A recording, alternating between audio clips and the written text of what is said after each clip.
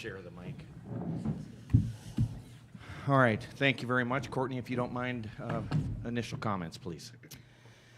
Yeah, I mean, it's the beauty of March, and it's the brutality of March. You know, the worst thing to do is to walk into a locker room and, you know their heart hurts and tell them it's over, right? It's just the worst, as you can imagine. And also, it's also when you know your product and who they were out there, you're also proud of them. So it's that weird mix. You know, I asked them to be what they have been all year, which is a group of fighters. I asked them to be locked down defensively. I asked them to make shots, make plays, be stars. We asked them to be hard to beat.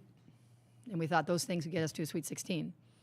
They did all of those things, right? But you got to be so good to win in March, so good. And we just were not quite good enough, right? We had a few too many careless turnovers. We won't like some of our fouls. We won't like some of our missed layups. They won't either. It's a possession game. On the road, all the things. So we just weren't quite good enough.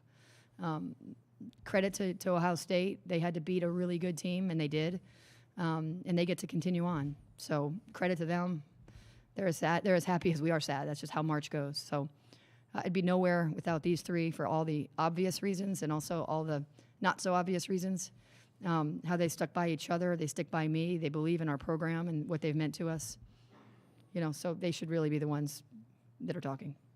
Great. Thank you. We'll go ahead and open up the floor for questions. Daniel Wade, David Tarrio. Question for Alyssa and Kennedy. When Deja goes out, you guys kind of started activating, scoring. What was going on through your mind, and what was working for you guys? There's one thing we say before every game is that we got each other's backs. So when Deja went out, we huddled together and we're like, guys, we got this. We're doing it for Deja, and we're doing it for all of us to give us the best chance to win. Yeah, I would definitely say we just fought with the younger guys in there too. They definitely locked in, and I thought that was a big moment for us because both Deja and Eva had went down, and I thought that was a really big moment and a key turnaround for us. Deja Arnold, Cardinal Tribune. Can you tell me something about you ran into a screen and just fell awkwardly? Tell me about that, and then the emotions of going back to the dressing room and coming back and seeing what the score was. Yeah, I ran into the screen, went down. But I was, as soon as I went down and they were taking me back, the only thought in my mind was, what's the score, what's the time, and what do I need to do to get back on the floor?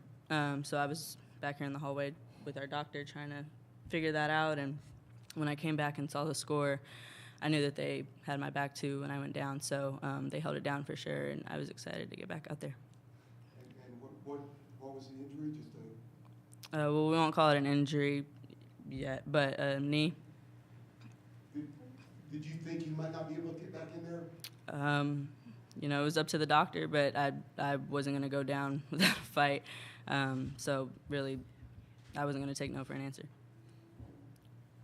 Raise your hand and we'll get the microphone to whomever. Obviously, injuries were a big factor all season. The reason you were down 2 starters, and then suddenly you're down 2 starters at the end. This seemed to typify the way the season went. Yeah, and my mother's always called me a happy idiot, and I think she's right. There's an element of happy idiotness in me, which is I just don't worry about that in the moment, right? So Deja out, she means a lot to our program, but look who we do have, right? And so it's just, it is a microcosm, so it's easy to talk about that we've had a lot of adversity, right? We've had in, out, we haven't practiced as a whole group much, but it's also just as easy to talk about the resolve that the others have shown. It's hard to be the guy out, it's also really hard to be the guy that's leaned on. And so I don't know how many miles or minutes Toddy in particular and Deja have logged this season, but more than they should, right? Because they needed it. And so, it's where there's a bad thing, which is what a bummer it was to lose 2 significant contributors most of the year, name who they are, whoever, and also in this game. But it's worse to not have guys behind them who can hold their back. Deja, coming out of halftime, it looked like Eva had been crying a little bit. You were consoling her. I'm guessing it was an emotional locker room at halftime? Yeah, she just cares. She cares so much, and she just wants to be good for us, good for the team, and contribute in any way that she can. So, you know, especially being a fifth-year senior where this could possibly be her last game, you know, emotions are high. But I was just talking her up and telling her, reminding her how much we need her and how no matter how her shots were going, no matter how, you know, the game was going, just that we had her back just like she's had ours all year. And the last play, obviously, long pass, you thought you'd get an inside bucket from Alyssa there. How was that supposed to go? Yeah, I mean that, right? We brought someone to the ball, brought Deja to the ball, so we knew that would draw a crowd, and we liked the matchup of Alyssa on one, which is what they came out in, is that matchup. And so with 1.8 seconds left, and you saw how the game was being called, right? We weren't expecting that to be helpful. And so we were trying to get her at the rim. And, you know, when you're in a possession game, you have an opportunity to lose them just as much as you have to win them. And we won one here and we lost one here. Anyone else with questions? Over here to the left, please. You can state your name and your organization, please. Deion Cash, Fox Sports, Dayton. Back and forth game, kind of a physical game, but you guys get it to tie score. What's the mentality going through each of you guys' minds? And you guys are juniors, so you know I know you got another year, but you're not thinking like that. But you know, when it's tied up, what are you thinking at that point? We're thinking one possession at a time. When we're on defense, we're all talking to each other the whole time, saying we need to stop, we need to stop. And then when we get on offense, we're trying our best to work together to construct a good look to give us the best chance we can. And so it's always just about the present moment. So whichever end of the ball we're on, that's the one that we're locked in and focused on. And I thought as a collective, our group did really well in focusing at the task at hand and buying into our assignments. Especially with the younger guys in that situation, I think me and Alyssa were really just saying, like, it's all right, like, we're good, with the younger guys, you know, having that experience, you know, one possession at a time, like she said, and we just keep going. I mean, it doesn't stop, you know, just because they score a point, you know, we got to go down on offense, get a stop, all that. Coach, this is for you. You got a great nucleus of players. You always have a goal, obviously, to win it all, but it feels like a really successful season for you. Talk about that for us a little bit real quick, and you too, Ms. Kelly. I'll go first. Want me to? Yeah. Yeah, I mean, these guys have been with me since I got here, right? They were the first phone calls I made, and they're proving me right? They're proving me right, not just because of their talent, but because of their fortitude, as you saw today. And they're competitive as hell, so it's not always easy, right? But they work through it, and you know, in college athletics, there's so much volatility, right? There's so much inconsistency now. That's a choice, right? You can choose that. We've chosen to have more stability where we can, right, and develop our guys and trust them and whatnot. And so everyone does it differently. There's no right or wrong way. I mean, it's through the draft or through the portal or however you want to do it. But you know, these guys have a ton of experience, and you know, that's partly why their hearts are so heavy, right? Is that they had to rely on a lot of young guys today because we were out, you know, we had a lot of minutes, et cetera. But, you know, these guys have proven me right. You know, I know there's been a lot written about them as a group, and there should be, right? They're all that's right as competitors and people, and what they're wearing on the front of their jersey matters to them. And that can get lost sometimes in college athletics, and it just is not lost on them, right? And that's why in these games when I kept saying each possession, like, just keep at it, just keep at it, just keep at it, right? That's who these guys are. They just keep at it, right? So, you know, these guys should have their story, and those stories should be told and retold and retold, and we'll see what they can continue to do together.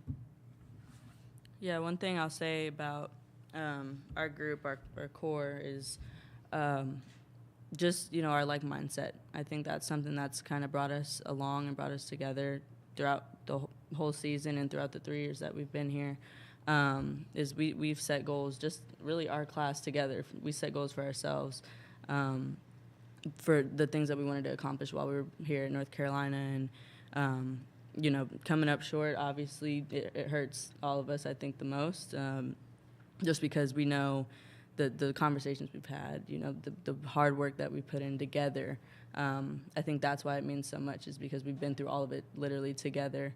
And personally, you know, I wouldn't want to go through it with anyone else. God, I'm going to get emotional. But, yeah, it just hurts. But, again, I think our group is really special. And, you know, we're not done. But we'll sit in this one for a little bit. But, yeah, I wouldn't take anyone else.